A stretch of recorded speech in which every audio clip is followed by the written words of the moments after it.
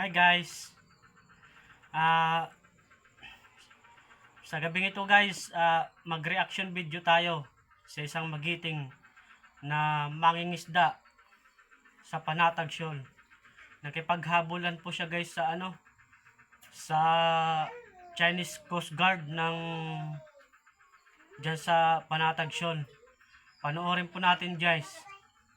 Ito po ay si Kuya Arnel, isang magigiting na mangingisda. Saludo sa iyo, Kuya Arnel.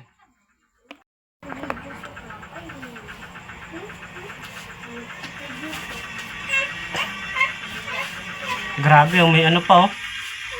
May malaking bangka pa ng Chinese Coast Guard oh. Abulan sila dyan guys oh. Ayun na isa oh, padikit na sa kanya oh, sinalubong siya oh. Pero nag-maneuver siya guys oh. Ayun pa yung isa guys sa dulo oh. Iwan na iwan oh, yung isang. Kung tutusin, maano yan guys eh, mabilis yan eh, dahil mga speedboat, mga speedboat, take to. Mga speedboat yan eh, ng Chinese Coast Guard eh. Ayun oh, may training pa yan sila dyan.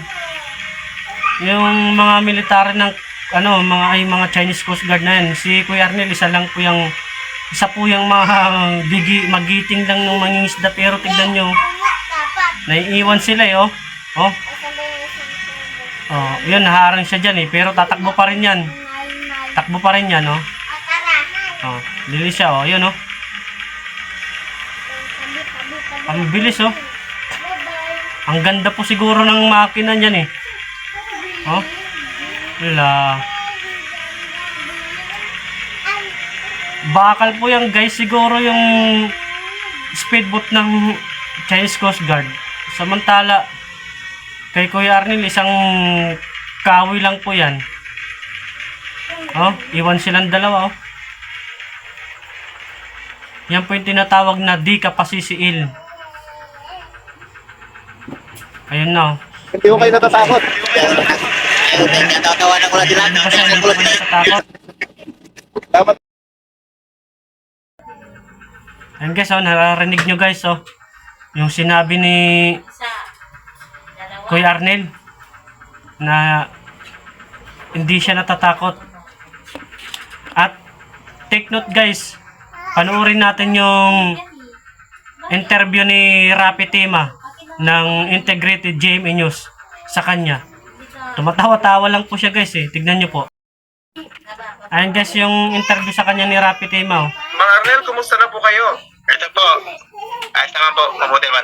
Oo. Kailan po kayo nakabalik sa Subic? Kahapon ng alas 4 po. Galing ka po sa nag-deliver ng isa sa Linas sa Cavite. Nakailang tonelada po kayo? Isang tonelada lang po. Isang tonelada lang. Isang So, tonelada. namin doon. Oo. So, matubig ba yan o maganda? Kumal. Sa mga po. Kaya hindi na namin doon. Kaya mura kasi isa din sa Subic. Isa din namin sa Cavite. Mahal sa Cavite. Nakabanding kami, kasama din kami ng shutting namin. Dahil naman kami nakuha din ayuda doon sa Sigalburo sila, DC, kaya hindi kami nalugi. Pati kami 3,000. Kaya pati namin. So, 3,000 para sa ilang linggong trabaho po yun? Wala po kami dumating, may 2 linggo po. So, 3,000 para sa 2 linggo. Hindi po ba maliit yan? Opo. Maliit po, hindi pa kasambot sa mga sa pamilya. Paano nyo ba pinagkakasya? Yung Mura mabibili, yun lang. Pagkain. Wala pa sa payag sa kuryente saka sa tubig.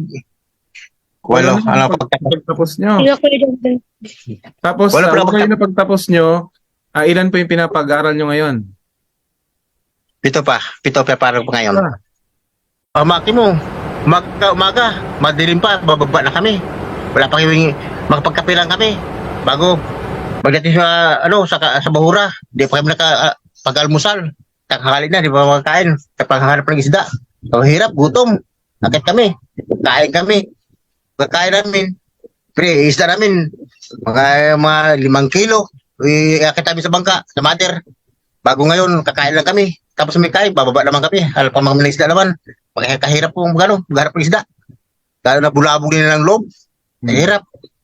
Yung kahirap magharap ng isda. Wala man tayo pupuntahan, ganun pa rin. Isa pa rin lugar na pupunta natin. Alburo pa rin. Siyempre, maghanap lang tayo ng diskarte lang tayo kung anong diskarte. Sa natin, sa paghanap buhay. Ibang mga kasamahan ko, takot sila. Takot sila habulin, nandiyan ang rabbit boat.